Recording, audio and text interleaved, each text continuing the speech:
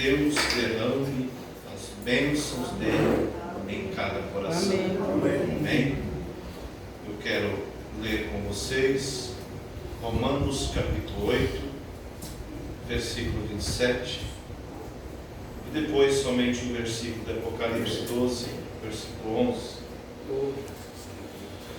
Eu sempre digo, Deus, Ele está com as suas mãos estendidas para abençoar todos aqueles que vêm a Ele. E eu creio que todos nós, sem exceção, precisamos dele. E o irmão Brana diz que hinos não converte ninguém, pregação não converte ninguém. Quem converte é Deus. Deus através do hino, Deus através da pregação, Deus através da oração, Deus através da vida de alguém, do exemplo, Deus através do conselho. Mas a verdade é que a conversão é uma obra do Espírito Santo. E que cada um de nós que estamos nessa caminhada, onde a Bíblia diz que 1000 cairão ao teu lado, 10.000 à tua direita, mas tu não serás atingido. Que cada um de nós possa ser esse indivíduo que olhará para Deus e não será atingido nesse tempo em que nós vivemos. Nós iniciamos uma caminhada e eu creio que com esse objetivo de chegar. E eu creio que cada um de nós poderemos chegar ali, porque não depende da nossa capacidade, mas da capacidade de Deus. Simplesmente devemos nos render a Ele. Romanos capítulo 8, versículo 27. Falei 27? 27 mesmo. Diz assim a Bíblia: e aquele que examina os corações sabe qual é a intenção do Espírito, e é Ele que, segundo Deus, intercede pelos santos. E sabemos que todas as coisas contribuem juntamente para o bem daqueles que amam a Deus, daqueles que são chamados por seu decreto. Então, vamos voltar aqui e recapitular. Todas as coisas contribuem juntamente para aqueles que amam a Deus. De quem? Daqueles que são chamados por seu decreto. Porque os que dantes conheceu também os predestinou para serem conforme a imagem de seu Filho, a fim de que ele seja o primogênito entre muitos irmãos. E aos que predestinou, a esses também chamou, e aos que chamou, a esses também justificou, e aos que justificou, a estes também glorificou. Vamos um pouquinho mais adiante. Que diremos, pois, essas coisas? Se Deus é por nós, quem será contra nós? Aquele que nem mesmo o seu próprio Filho poupou, antes o entregou por todos nós, como nos não dará também com ele todas essas coisas? Amém. Agora somente um versículo, se só acompanhe.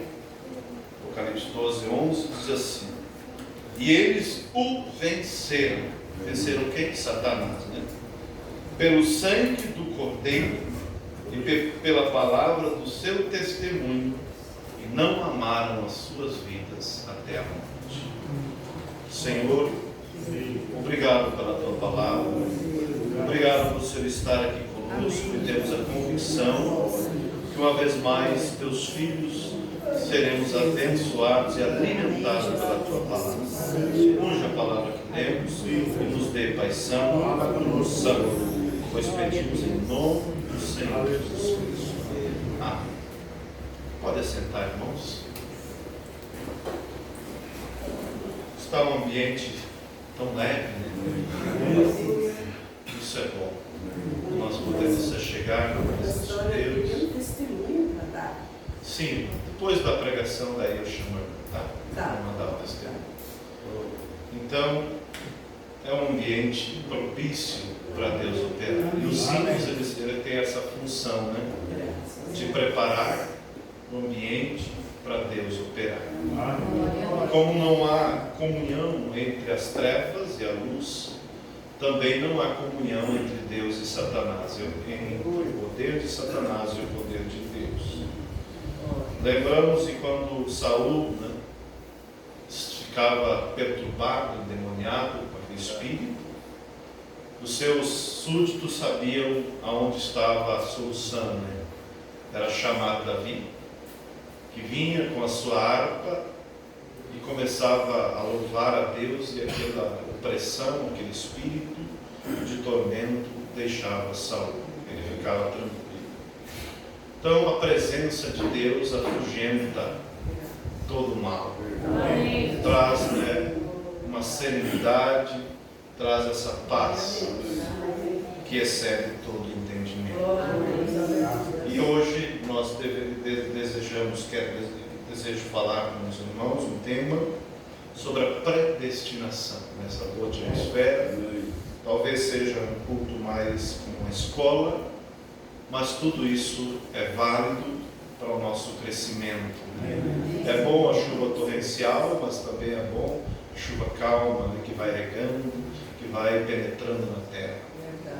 E para isso eu quero recapitular com vocês sobre a escritura que lemos, aonde diz assim, preste-me atenção ponto por ponto. E sabemos que todas as coisas contribuem juntamente para o bem daqueles que amam a Deus, daqueles que são chamados por seu decreto. Porque os que dantes conheceu, também predestinou para serem conforme a imagem de seu Filho, a fim de que ele seja o primogênito entre muitos irmãos. E aos que predestinou, a esses também chamou, e aos que chamou, a esses também justificou, e aos que justificou, a esses também glorificou. Amém. Muito nós ouvimos falar sobre predestinação, e alguns têm uma ideia do que significa, do que é, de como é, outros têm outra ideia, mas a realidade é que existe um centro. Eu já ouvi de pessoas que disse assim, desviado, né? Se Deus, quer dizer, se eu sou predestinado, Deus irá tratar comigo. E está até hoje essa pessoa lá no mundo. Quer dizer, esperando em uma cadeira, né, confortável, que se Deus me chamou, quer dizer, se Deus me predestinou, Ele vai tratar comigo. E está lá, não fazendo nada para que possa, né, merecer algo.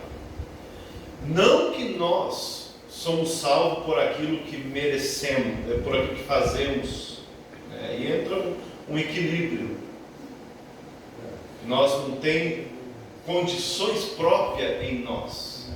Mas você veja na escritura que lemos de Apocalipse, o que a Bíblia diz? Que Apocalipse capítulo 12, versículo 11. E eles o venceram, em primeiro lugar, pelo quê? Pelo sangue do Cordeiro e pela palavra do seu testemunho. E não amaram as suas vidas até a morte. Você pode pegar, por exemplo, em uma estrada, você sabe, existe o centro, por onde os veículos caminham, transitam, por onde as pessoas caminham, e existe também a sarjeta direita e a sarjeta esquerda. Pela sarjeta direita e pela sarjeta esquerda, corre o que? A água, o lixo, a enxurrada, mas os veículos transitam pelo centro. Você pode pegar pessoas que vai a um extremo sobre a graça, sobre a predestinação, que vai dizer assim, olha, como essa pessoa que eu disse, se eu sou predestinado, Deus vai me chamar, Deus vai me tratar comigo, não preciso correr atrás. E outro pode pensar que é pelas obras, pela força, pela capacidade humana, pela justiça própria. Ambos estão errados. Ambos estão errados. Veja que a Bíblia diz em Apocalipse capítulo, ali lemos 12, versículo 11, que eles venceram primeiro pelo quê? Pelo sangue do Cordeiro e pela palavra do seu testemunho. Então, Não é que Deus fez como essa pessoa que eu falo pode pensar que Deus, antes da fundação do mundo, Ele predestinou, é claro, mas não é que Ele fez assim, esse eu quero, esse eu não quero, esse eu quero, esse não quero, e assim aleatoriamente escolheu e pronto.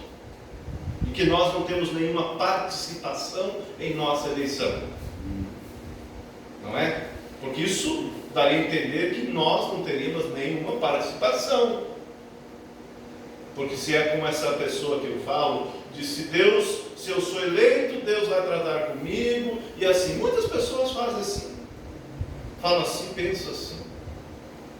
Se eu sou predestinado, eu vou chegar. Fulano, você tem segurança de vida eterna? Você sabe para onde você vai após partir? Ah, Deus sabe. Claro que Deus sabe. Você já ouviu pessoas dizer isso? Eu já ouvi. Deus sabe. Deus sabe. Eu não sei. Deus sabe e nós também sabemos se nós estamos no caminho. Porque a Bíblia diz que o Espírito de Deus testifica junto ao nosso Espírito que somos filhos de Deus. Há uma conexão. Há uma conexão. Então não foi dessa forma, já vimos que não foi, né? Porque aí Deus seria injusto. Seria o autor da frustração. Aquele que se perdesse diria, Senhor, olha, eu não pude fazer nada. O Senhor não me escolheu, o que eu podia fazer? O Senhor não me quis. Eu bem que eu desejaria ser escolhido, mas não foi. Feliz daquele que foi. Porque há pessoas que pregam o Evangelho mais ou menos nessa linha. Graça, graça, graça. Que você não tem que esforçar, que você não tem que lutar. Eu já fui confrontado com pessoas dessa linha doutrinária, e o pior é que às vezes a gente vê alguns pregadores dos nossos pregando nessa linha, só graça, né? Não precisa fazer nada. Está até hoje lá bebendo cerveja. E ele querendo me botar contra a parede. Não, nós somos salvos pela graça, não somos salvos pelas obras, ele disse. E eu falei para uma das irmãs de vocês, uma das irmãs da igreja, que ela está procurando ser salva pelas obras, porque ela está não cortando o cabelo. Isso é obra. Não é aquilo que nós fazemos. E aí ele tentou dizer, olha, Davi, vocês estão agarrados com a mão na graça e uma mão na obra, e não é pelas obras. Não é pelas obras, claro que não. Mas é pelo pré-conhecimento, é pela graça de Deus, porque Deus sabe que nenhum de nós daria conta. Entende? Aí ele me fez uma pergunta assim, tá, mas digamos assim, digamos que você brigasse comigo aqui e você atravessasse a rua e o carro te atropelasse, então você se perderia? Eu digo, não, eu não me perderia, porque Deus sabia que se eu tivesse a oportunidade eu voltaria e consertaria aquilo. Amém. Não é verdade? Amém. Então veja, irmãos, que a predestinação, vocês vão ver como que isso clareia para nós, quando nós olhamos na luz da palavra. Eu quero ser bem pausado nessa tarde, porque eu quero que todos possam sair daqui compreendendo sobre isso. Porque cada um tem uma concepção. Não sei se está ligado com isso. Vou apertar aqui. Acho que sim. Todos nós temos uma concepção, mas nós temos que olhar pela luz da palavra. Você veja que os próprios discípulos que viveram com Jesus 3 anos e meio, eles não tinham uma concepção real do trabalho de Jesus, do plano da redenção, do ministério de Jesus. Eles não tinham ainda os olhos espiritual abertos. Você veja que o próprio Jesus disse para Pedro, eu falei a vez passada aqui, né, domingo passado, que o que precisamos é chegar a essa conversão. E muitos ainda estão em processo. Mas o que tem que fazer é continuar nesse processo até concluir a conversão. Muitos ainda não são convertidos. mas o importante é que esteja no processo. Por isso que Jesus disse para Pedro: Pedro, quando você se converter, confirma os teus irmãos, ajude os teus irmãos. Jesus sabia que iria chegar um momento, né, que seria um real convertido, e a vida dele seria outra. Ele não seria mais um covarde, não seria mais um explosivo, não seria um homem pronto a pegar na espada, assim ele era, né? Vamos dizer que Pedro, como alguns dizem, eu sou convertido, mas o meu facão não. Já ouviu pessoas dizer isso? E assim era Pedro, ele era convertido, mas espada não. Mas Jesus disse: quando tu te converteres, confirma os teus irmãos. Então veja, irmãos, há um processo a ser seguido.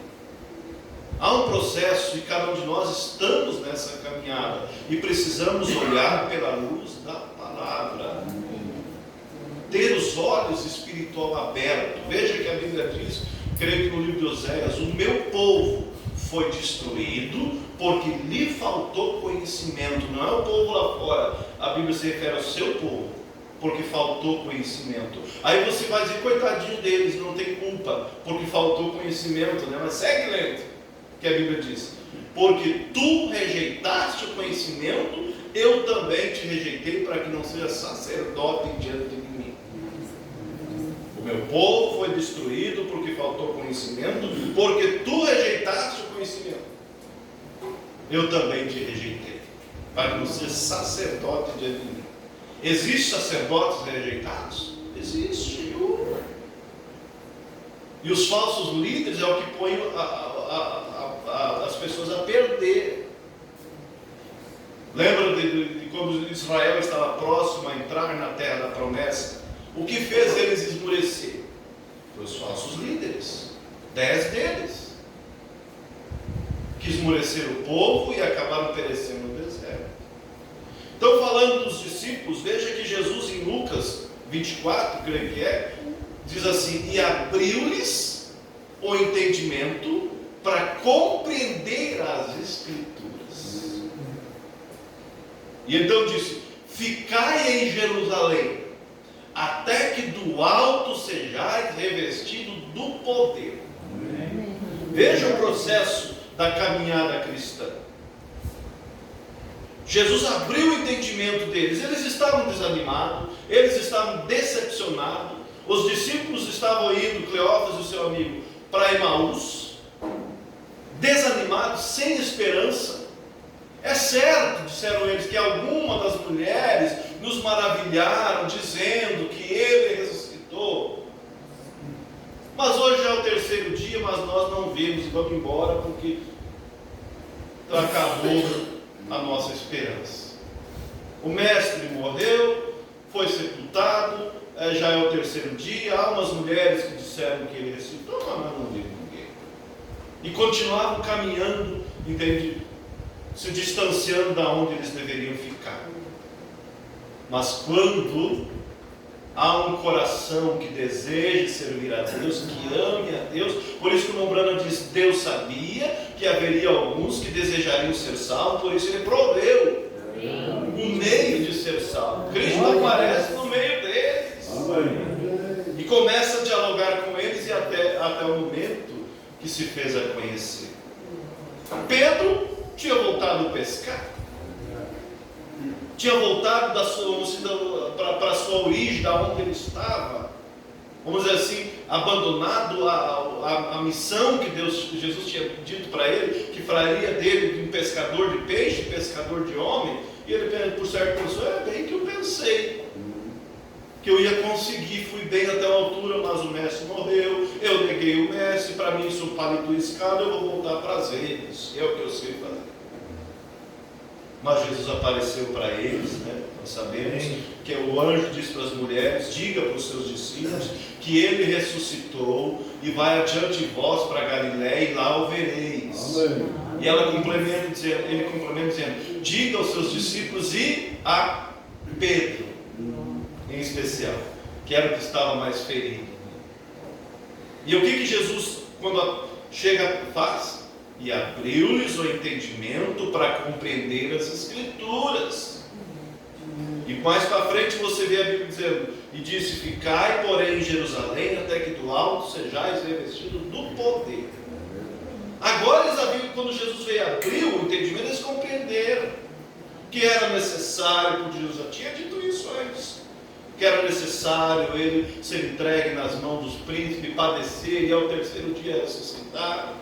Mas eles não tinham compreendido aquilo, aquilo não tinha feito sentido para eles. Mas quando Jesus veio e abriu o entendimento deles, eles compreenderam, aí eles seguiram com mais determinação. Mas aí, irmãos, eu quero abrir um parênteses, não quero sair da minha linha. Mas você veja que é impossível viver a vida cristã sem o autor da vida cristã em você, sem Jesus Cristo, sem o Espírito Santo. É impossível viver, nem mesmo que tenha todo o entendimento só, não adianta. Porque você ter um entendimento é como você saber fazer, por exemplo, você sabe, vamos dizer uma coisa bem simples, você sabe fazer um pão, mas você não tem as condições para fazer o pão. Adianta? Você não tem a farinha, você não tem o fermento, não tem o sal, não tem o fogão, adianta só o entendimento? Ou você sabe como fazer tal coisa, mas você não tem força para fazer aquilo? Não é verdade? Às vezes a pessoa mais idosa tem muita mais experiência, mas não tem mais o mesmo pique, não tem mais a mesma condição física, adianta? Só uma coisa? Precisa as duas. O conhecimento, entende? E a dinâmica, a gasolina, a força para fazer aquilo. Por isso que Jesus disse que era para eles, após que Jesus abriu o entendimento deles, era para eles ficarem em Jerusalém, até que do alto fossem revestidos do poder de Deus. Aí, ninguém segurou mais aqueles homens que incendiaram o Evangelho, que está pegando fogo até hoje. Pedro, um iletrado, Pedro, um que negava Jesus, e assim por diante. Mas quando eles tiveram o entendimento aberto e a capacitação, que é a força de Deus, o Espírito Santo, ninguém mais pode segurar. Por isso Jesus ficar em Jerusalém. Após eles terem o entendimento, eles ficaram no cenáculo, esperando, adiantava eles sair só com o conhecimento. Quando os judeus batessem o pé, Pedro, que era medroso, ia correr. Ele já havia falhado. Mas quando eles subiram no Pentecostes e Deus ungiu aquele conhecimento com o Espírito Santo, agora esse homem passou a ser guiado, entende, por algo interior. É verdade. Porque essa carne sempre vai ser carne. Às vezes medrosa, às vezes valente demais, às vezes isso, às vezes aquilo. Mas quando há, entende, um espírito interno, um novo nascimento, Deus vindicando esse espírito nosso, aí a carne pode até puxar para cá, mas há uma força maior que domina. Verdade. Há uma força maior que conduz, há uma força maior que traz a humildade, há uma força maior que pisa em cima do orgulho. E aí Pedro, quando foi aquele que tinha tanto medo, mas a história conta que quando ele foi ser crucificado, ele disse: não sou digno de morrer com o meu mestre, me crucifica de cabeça para baixo. Eu me identifico com ele. Então nós vemos, irmãos, que nós precisamos tanto do conhecimento, porque se não tem conhecimento não tem nem como começar. Porque a Bíblia diz: como crerão se não há quem pregue? Como pregarão se não for enviado? Por isso há essa necessidade, que a Bíblia diz que Deus aprove salvar pela loucura da pregação. E a fé vem pelo ouvir, e ouvir a palavra de Deus. Vocês estão entendendo? Que nós precisamos disso. E precisamos do Espírito Santo para ungir esse conhecimento que nós temos.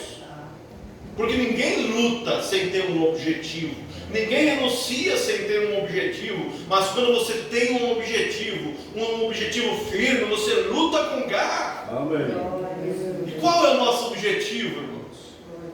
Que nós temos lutado pela vida eterna, a vida que não tem fim. Como Jesus disse em São João 14: vou vos preparar lugar, e se eu for e vos preparar preparar lugar, voltarei e vos levarei para que aonde eu estiver, vós estejais também.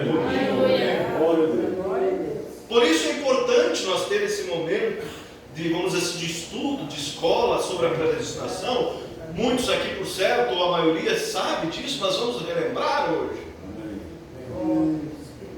Então, voltando aqui, não foi dessa forma, aleatoriamente. Então, o que resta? Deus sabia que ela ia conseguir, você ia conseguir, você não. Será que foi isso? Também não. Nenhum de nós é capacitado. Nenhum de nós tem força própria. Aleluia. Mas ele sabia sim que você, embora cheio de fraqueza, você embora cheio de lutas, mas você ia desejar o certo, você ia lutar com aquilo, você não ia compactuar com a coisa errada. Ele sabia, por isso ele viu cada um de nós, antes, claro, de nós vir à existência. Ele sabia que nós seríamos enganados, que nós cairíamos. Mas ele sabia que você ia desejar levantar, que você ia lutar, que você ia batalhar, que você não ia concordar com aquilo. Por isso que a Bíblia diz que o anjo saiu para gemer aqueles que gemiam pela abominação que se cometia na cidade, para marcar, né? Marcos que gemem por causa das abominações. Então vocês estão vendo como a coisa é simples? Vocês estão vendo por que Deus responde oração antes de nós pedir? Eu falei domingo passado aqui sobre a irmã de cor de Mênfis, né? Como que Deus respondeu a oração dela antes dela pedir? Porque através do pré-conhecimento, Ele não precisa fazer arranjo. Por isso, cada oração que você vai fazer daqui para frente, ou que você já fez, Deus já sabia desde a fundação do mundo. Amém. Por isso a Bíblia diz no livro de São João 3, capítulo 14 a seguir, que Deus enviou seu Filho, Deus amou o mundo de tal maneira que deu o seu Filho unigênito, para que todo aquele que nele crê não pereça, mas tenha a vida eterna. Por isso, irmãos, há pessoas que se perderão, sim, mas há aqueles que se salvarão. Pela graça de Cristo. Por isso eu digo, entregue o teu coração a Deus. Não estamos brincando de culto. Não estamos brincando, nós estamos aqui para ser capacitado por Deus. Ele está disposto a capacitar a cada um de nós. Não dê lugar a Satanás, não dê lugar ao que ele fala, não dê lugar ao arrazoamento. Mas saiba que Deus, antes da fundação do mundo, Ele sabia quem iria desejar. Através do livre-arbítrio é que nós decidimos, escolhemos quem vamos servir, quem nós não vamos. Deus sabia quais anjos ficariam ao seu lado. Deus sabia que Lúcifer um dia iria se revelar. Mas isso simplesmente fez com que ele manifestasse os seus atributos de salvador, de curador, de consolador. Isso deu lugar para ele manifestar. Quando ele pensou em toda a sua criação que ele faria, ele viu cada um que daria atenção, cada um que desejaria. Ele viu, como diz, que todos nós cairíamos. E então ele já projetou, por isso que a Bíblia diz que Cristo foi morto antes da fundação do mundo. Em sua mente ele sabia que a sua criação, os seus filhos cairiam, e ele então propôs, como um pai, entende, morrer por nós, entregar a sua vida. Por isso, irmãos, que possamos dar valor para o que temos, o que Deus tem nos dado. Que que possamos tomar a escolha correta. Amém. Não dê lugar a Satanás. Não deixe o diabo roubar isso que Deus tem nos dado, essa oportunidade.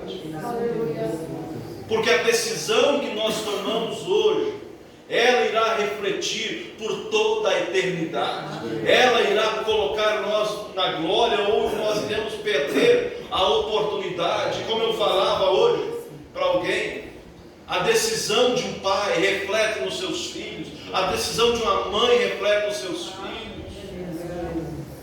Você pode até um dia retornar, mas o que você perdeu pelo caminho? Você veja a Bíblia dizendo: amei a Jacó e aborreci a Esaú. Lembra? Aí você diz: coitadinho Esaú, não teve culpa, né? Deus não amou ele, não tinha o que fazer, já nasceu com o pé esquerdo, né? Se fosse dessa forma aleatória, sim, mas foi pelo pré-conhecimento, pelo conhecimento antecipado. Quando Deus chama Abraão, ele sabia que Abraão daria ouvido. Ele sabia. E aí então você veja, através do pré-conhecimento, Deus sabia: eu vou chamar Abraão, ele virá, ele vai caminhar comigo. Eu vou pedir para ele se separar da sua parentela, irá fazer isso parcialmente, mas ele irá fazer o melhor que ele pode. E eu vou colocar situação ali no caminho, para que ele possa então se desvencilhar por completo. Vocês estão vendo como que Deus faz as coisas? Porque Deus aparece para Abraão e diz: separa da tua parentela, venha caminhar comigo e eu vou te abençoar. Você vai ser pai de nação. Serão abençoados todos que te abençoarem, e será amaldiçoado todos os que te amaldiçoarem, e em ti será bendita todas as famílias da terra. E a Bíblia diz que Abraão creu, e isso lhe foi imputado como justiça. Mas você veja que ele sai e ele leva o seu sobrinho com ele. Já foi um grande feito que ele fez. Se desvencilhou a um homem com 70 anos, né? Sua esposa 65. Se desvencilhou, vamos dizer assim, parcialmente. Mas Deus colocou, vamos dizer assim, permitiu, como quero dizer assim, situação vir em que os pastores de Ló e os pastores de Abraão começaram a desentender, para que então ele cumprisse a palavra por completo. É a mão de Deus ou não é? Você dá um passo em direção a Deus e Ele toma você e capacita você. Ele está ali para colocar empecilho no caminho, para que você quer ir por esse caminho, você tenha que dobrar para o caminho de Deus. Havia uma promessa dele ser pai de nação, havia uma promessa de, claro, para ser pai tem que vir um filho, que a partir dele ali, da sua descendência, todas as nações da terra seriam benditas, bem-aventurados. Mas ele cumpriu? Conseguiu cumprir por completo? Não. Mas Deus permitiu essa situação para que então ele pudesse se separar por completo. E após ele se separar por completo, então veio o filho, a promessa do filho Isaac, dos cavaleiros de Manre. Após ele se separar por completo de Ló, ele recebe a visita de Elohim, e o filho Isaac vem. Isaac, de Abraão vem Isaac, de Isaac vem quem? Jacó e Esaú. E segundo, vamos supor, a lei deles ali, quem adquiria a bênção e as riquezas, tudo era o primogênito, e a bênção viria através do primogênito. Abraão, Isaac, Jacó e Esaú. E já desde o ventre da mãe, Jacó lutando porque queria ter o direito da primogenitura. Deus viu. Mas ele nasceu por segundo, o que poderia fazer? A não ser suspirar pelo direito da bênção, da primogenitura, por o direito de ser pai de uma nação abençoada, uma nação que estará eternamente na presença de Deus, uma nação a qual veio o Messias, o libertador, uma nação a qual servia ao Deus verdadeiro, que tinha o Deus verdadeiro como seu Deus, não o paganismo. Mas ele, infelizmente, não tinha conseguido, mas ele desejou, ele queria, e Deus viu. Deus sabia, Esaú vai ser o primeiro, vai ter a bênção, mas vai ter o direito às bênçãos, mas ele não vai valorizar, ele não vai se importar, ele não vai querer as minhas coisas. Por outro lado, Jacó vai nascer por segundo, mas ele vai almejar, ele vai lutar, ele vai desejar, e eu vou permitir. Quando Esaú chega do campo, com fome, e aquele guisado ali cheiroso ali que Jacó estava fazendo, me dá o teu guisado. Não, não dou. Eu te invento. O que você quer? Direito à tua primogenitura. Jacó suspirava pelo direito da primogenitura, e Esaú não dava nem a mínima. Que me vale direito de primogenitura se estou morrendo de fome? Pensei que você era mais esperto, de uma coisa que valia mais, mas quer dinheiro para primogenitura para o teu prato de comida? É tua. Jura que ia jurar. E aí Deus respeitou aqui. Deus respeitou aqui. E você veja que a Bíblia diz que, embora posteriormente Esaú procurou com lágrimas, mas não encontrou lugar de arrependimento. Depois que passou-se os anos, seu pai já estava velho, sabendo que Esaú era o primogênito, então disse: meu filho, você faça um guisado para o teu pai, para mim comer, depois vou te abençoar e depois vou morrer. E ele foi para caçar, pegar a caça para fazer o guisado para o seu pai. E Rebeca ouviu, sua mãe, o que Isaac tinha falado. E junto com Jacó, vestindo Jacó com a roupa de Esaú, colocou os pelos no braço, porque a Bíblia diz que Esaú era peludo, e chegou esse pai, aqui está o guisado. Fez o guisado para Isaac, e disse: aqui está o guisado. Come e depois me abençoa. Isaac, que estava cego já, quer dizer, a voz é de Jacó, o cheiro é de Esaú, os braços é peludo que é de Esaú, come isso. Deus permitiu. Depois disso chega Esaú, com o prato. Pai, aqui está, meu filho, teu irmão roubou a tua bênção. Não tem mais nada, pai, eu já coloquei ele sobre o Senhor de vocês. Aí, vocês sabem a história, Esaú se enfureceu e queria vingar. Disse: após a morte dos meus pais, nós vamos acertar isso, eu vou te matar. Rebeca envia Jacó, agora com o direito da primogenitura, com a bênção, para as terras de Labão, seu tio. Jacó era um homem abençoado. Ele lutava, mas ainda ele precisava de algo. É onde que eu digo que todos nós precisamos ter uma vida profunda em Deus, ter em nós o Espírito Santo, Glória a Deus. ter em nós Cristo, como a Bíblia diz: Cristo em vós, esperança de glória. Temos o direito, vocês estão vendo, mas nós temos que lutar por isso. E Deus, antes da fundação do mundo, viu aqueles que lutariam, por isso Ele colocou o nosso nome ali no livro. Amém, Jesus. Vocês estão entendendo como isso é profundo? Se você não tem se interessado muito pelas coisas de Deus, comece a se interessar, porque Ele viu que chegaria um dia que você ia começar a se interessar.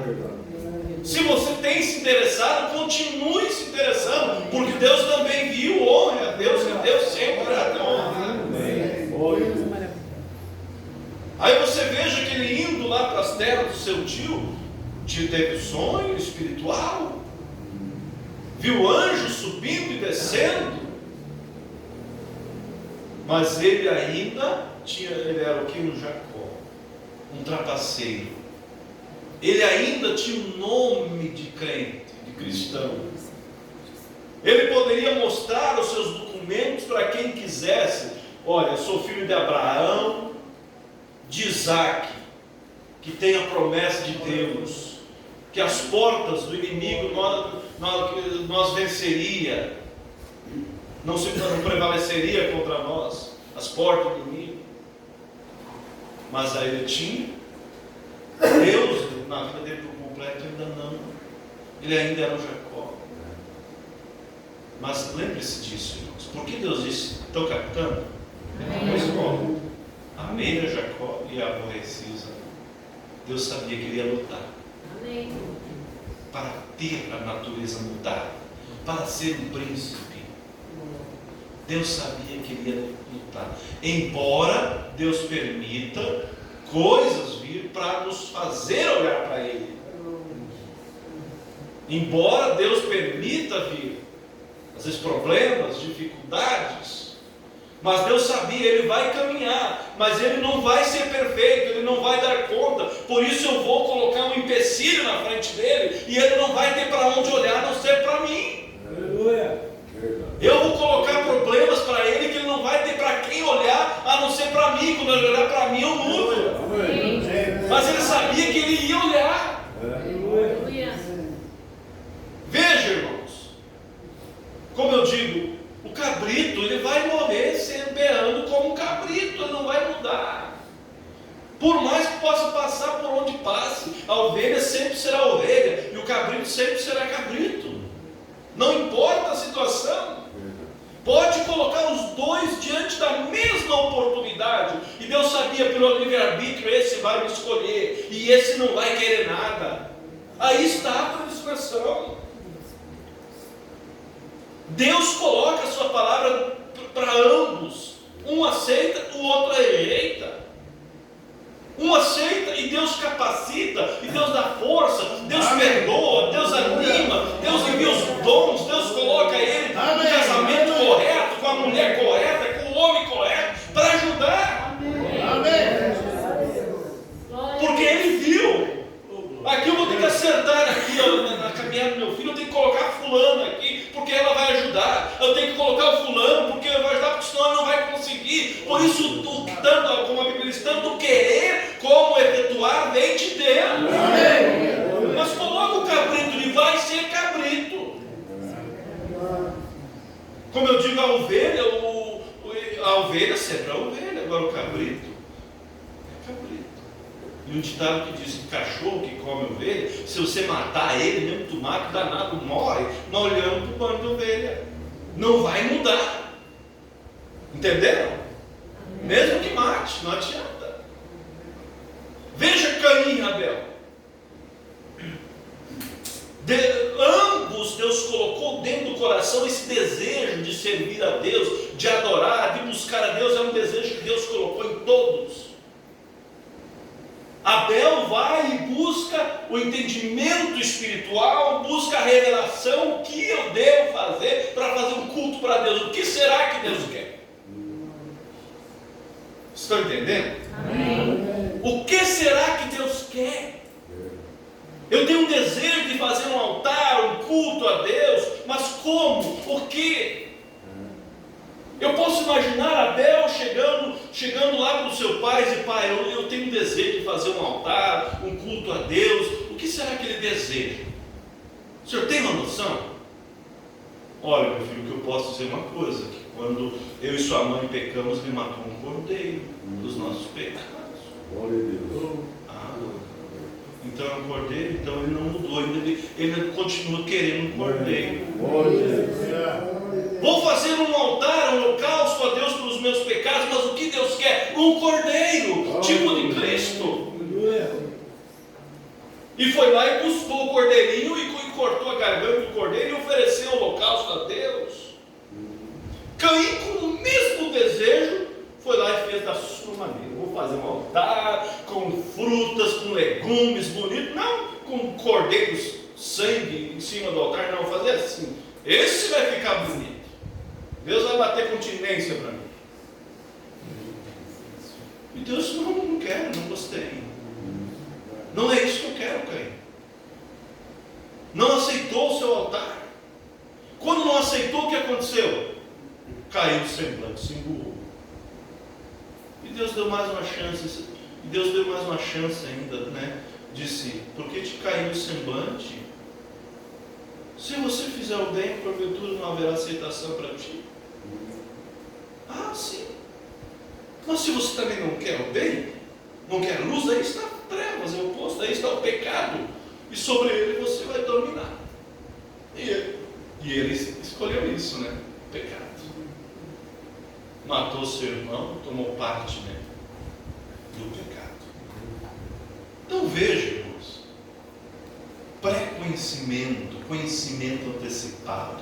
Deus sabia que você ia gemer por ele, que você dizer: Senhor, eu não concordo com o pecado, eu não quero pecar, eu não quero viver no mundo, eu não quero viver sem esperança, eu quero o Senhor. Mas dentro de mim, nos meus membros, há uma lei, como disse Paulo, que luta contra o Espírito, e eu não consigo, disse Paulo: miserável homem que sou, o bem que eu quero fazer eu não faço, mas o mal sempre está presente.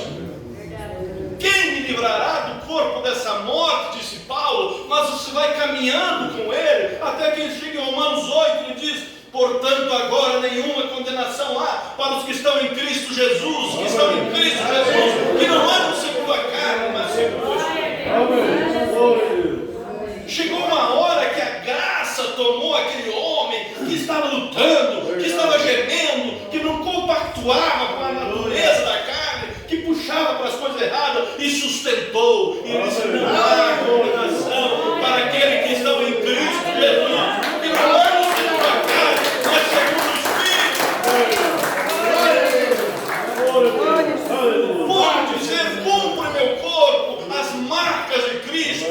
Paulo, o prisioneiro de Cristo. É verdade. Sede meus imitadores, como eu de Cristo. Ah, você pode imitar, porque ele está imitando Cristo, porque ele tem uma vida mudada, porque ele está em Cristo. Verdade. Glória a Deus. Aí está, irmãos.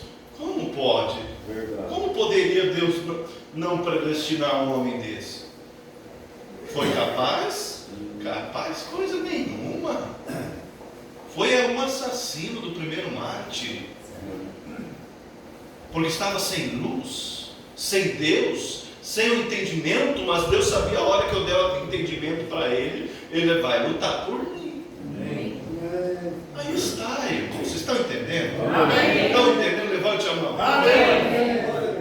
Você se sente seguro sabendo que há um suporte para você, Amém. um suporte para mim, há alguém que te capacita, alguém que te condiciona, alguém que te ajuda, alguém que te suporta. Como Pedro, com toda a boa intenção, com todo o bom intuito, saiu do barco andando por cima das ondas, mas quando ele olhou para a onda e ele conhecendo, ele descreu e começou a afundar, ficou com medo. Mas Jesus disse: socorro. Jesus disse o quê? Homem de pouca fé. Sustentou ele quando ele disse: socorre-me. Glória a Deus. Então, irmãos, ali está a graça que tem nos conduzido, a graça que irá nos conduzir. Milhões têm caído, milhões têm manchado o Evangelho, mas Deus ainda tem homens e mulheres que sustentam a palavra. Quando Elias disse: Senhor, mataram os teus profetas, e não só fiquei eu, e ainda querem tirar a minha vida, estou sozinho. Elias pensou que estava sozinho. Deus disse: não, Elias, eu ainda tenho 7.000 que não dobraram o joelho. Eu conheço o endereço dele, eu conheço a rua dele. Há um Micaías ainda que não se dobra para Cabe, Glória a Deus. que é esbofeteado, que vai para o cárcere, mas ele ainda fala a minha palavra. Amém. Há homens e mulheres Deus sabe. Amém. Pré-conhecimento. Quem irá desejar? Quem irá lutar? Quem irá manchar?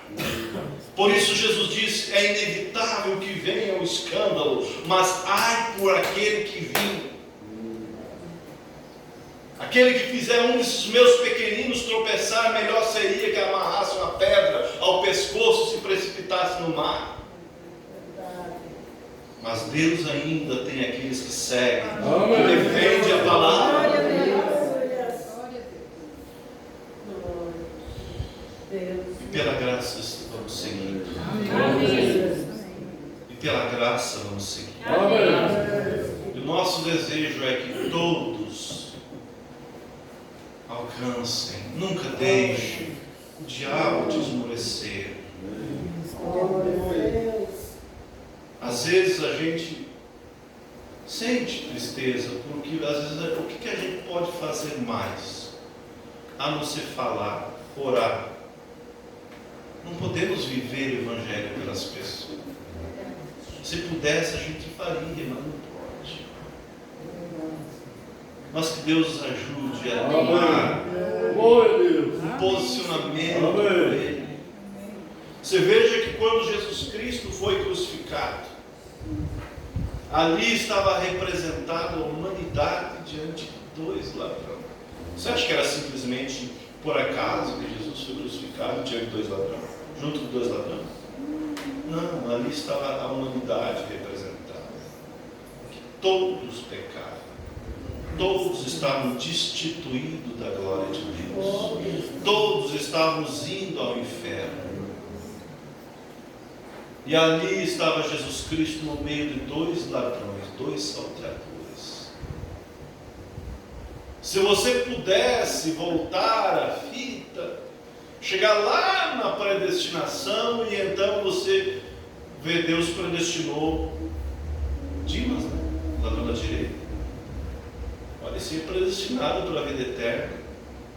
E aí você começasse a acompanhar a vida dele, um guri revoltado, um guri rebelde, talvez foi criado num lar, vamos assim, desestruturado, talvez perdeu o pai, a mãe muito cedo, talvez teve um pai espancador, uma mãe espancadora, já logo foi para as ruas, logo foi para se tornar um ladrãozinho, e vamos dizer, se fosse hoje, roubou um celular, amanhã roubou outra coisa, amanhã assaltou um banco, esse seria predestinado.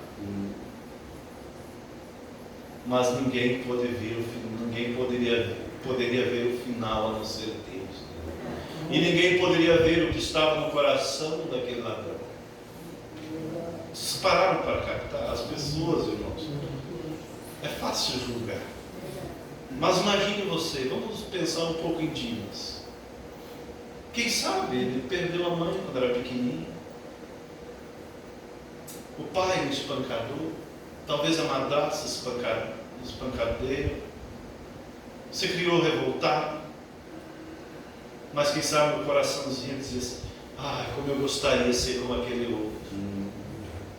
Como eu gostaria de não precisar ser um ladrão. E foi indo, e acabou caindo na prisão. E sendo condenado à morte. E morte de cruz.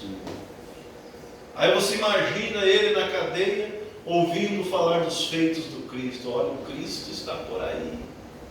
Mas o que eu posso fazer?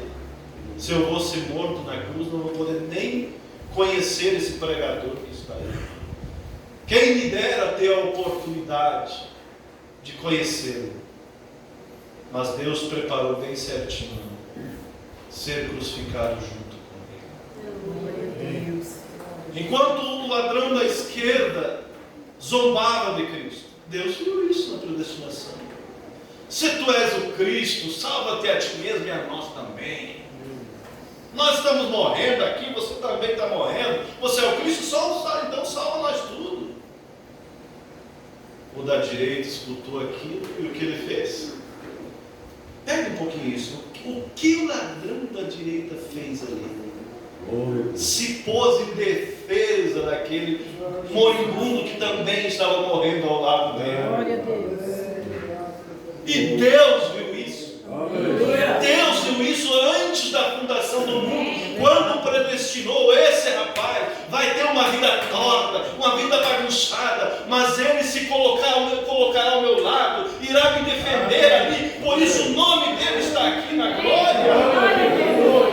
Eu vou estar ali com ele e eu irei salvar. Amém. Tu não temes a Deus estando na mesma condição. Nós pelos nossos atos merecemos, mas isso pelo que eu sei nenhum mal fez. Aleluia. E os olhos dele foram abertos espiritual e ele viu ali um rei. Senhor, lembra-te de mim quando entrares no teu reino.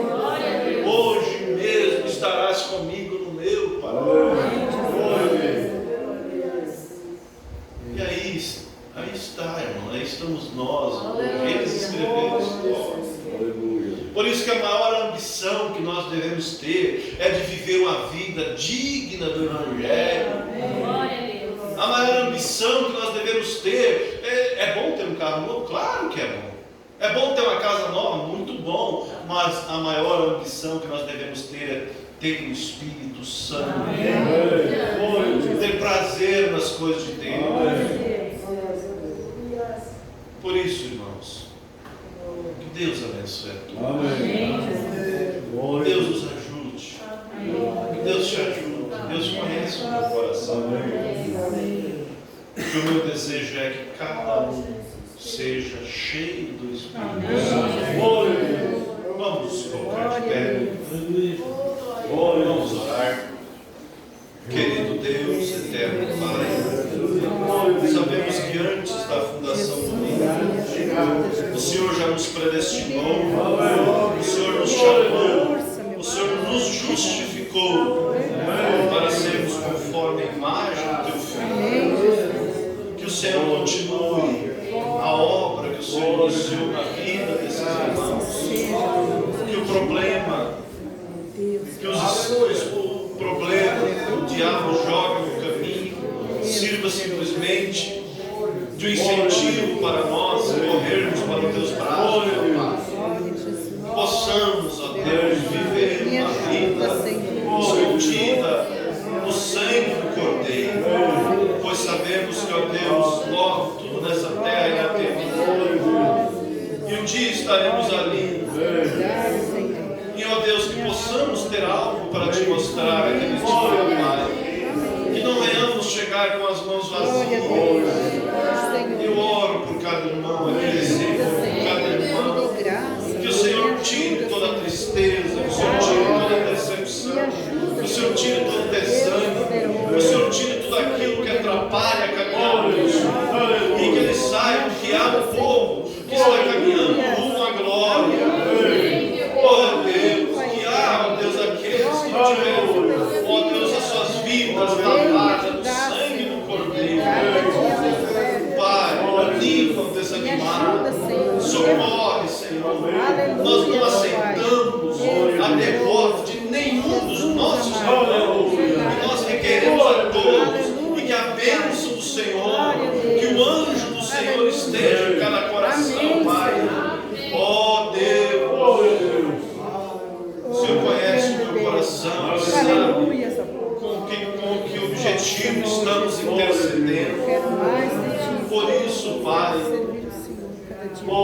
não deixe, ó Deus, nenhum dos Teus pequeninos ser escandalizado, mas o Senhor envie, Senhor, o anjo forte, o Senhor envie, ó Deus, um renovo espiritual, o Senhor envie, Senhor, a Tua presença na vida de cada um dos nossos irmãos. Que a graça do Senhor seja com todos. Nós queremos ver essa igreja, Senhor, crescendo,